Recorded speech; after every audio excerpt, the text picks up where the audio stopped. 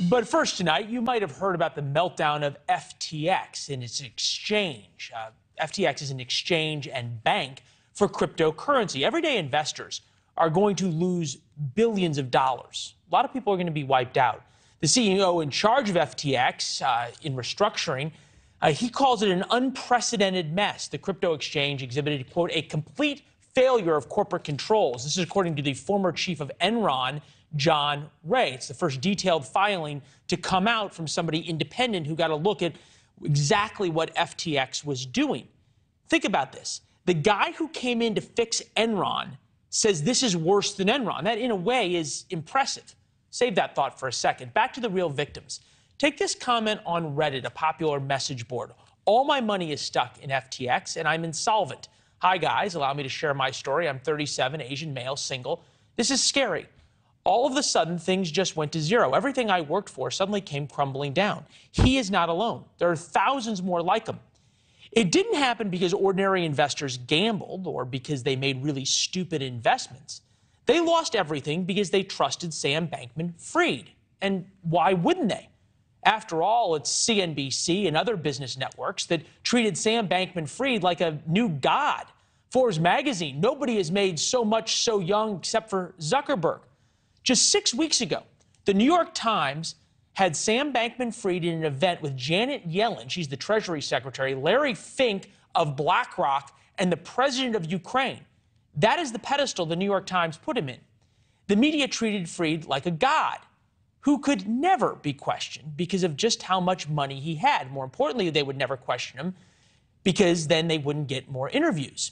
Never mind, he put his young girlfriend in charge of a $10 billion trading company. Never mind, tweets from the same woman talking about amphetamine use were there for the taking. Look through her Twitter account. Basic due diligence would bring up dozens upon dozens of red flags over the past year about Sam Bankman-Fried. To my knowledge, not one newspaper reporter or TV anchor ever questioned him. They deified him. He was godlike. He was the new great crypto king who was going to bring regulation and talk to us about how he was going to change the world for the better. If you questioned him about the amphetamine tweets or corporate governance or why suddenly he was living in the Bahamas, well, then you didn't get interviews. But now that he's imploding, well, the hand-wringing comes on TV and comes the editorials and the New York Times and others. We need more regulation. Where is Congress? Where's the Security and Exchange Commission? How could this happen? The same people who deified him are now besides themselves.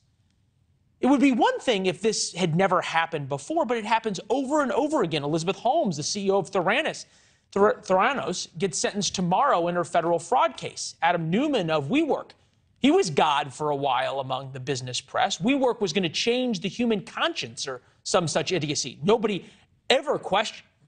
Anchors would just nod along. Investors lost billions. Then Sam Bankman-Fried, who used customer funds for collateral in highly risky trades by his other company. Who would have ever guessed that this would all come crashing down? Colby Hall's here, founding editor of Mediaite, on balance resident philosopher.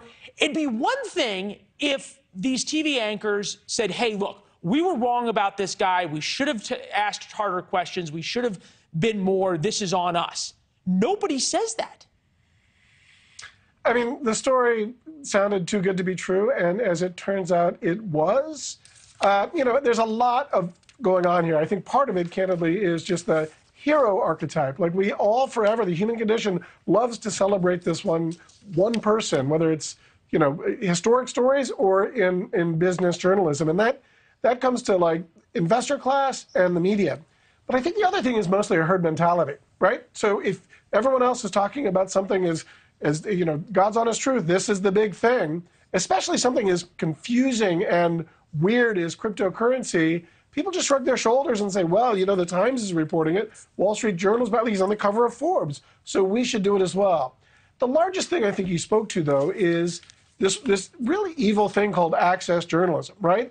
Access journalism is basically saying, if we want access to this guy or Elizabeth Holmes or whomever, we can't really afford to write anything bad about them because that will jeopardize our relationship with them. And by the way, that happens all the time on Capitol Hill in a political world where the stakes are kind of lower. When you're playing with like $20 billion of people's retirement, the media really, really failed us as Thanks for watching. Go to newsnationnow.com to find NewsNation on your television provider. And don't forget to subscribe. Click the red button to get more of NewsNation's fact-driven, unbiased coverage.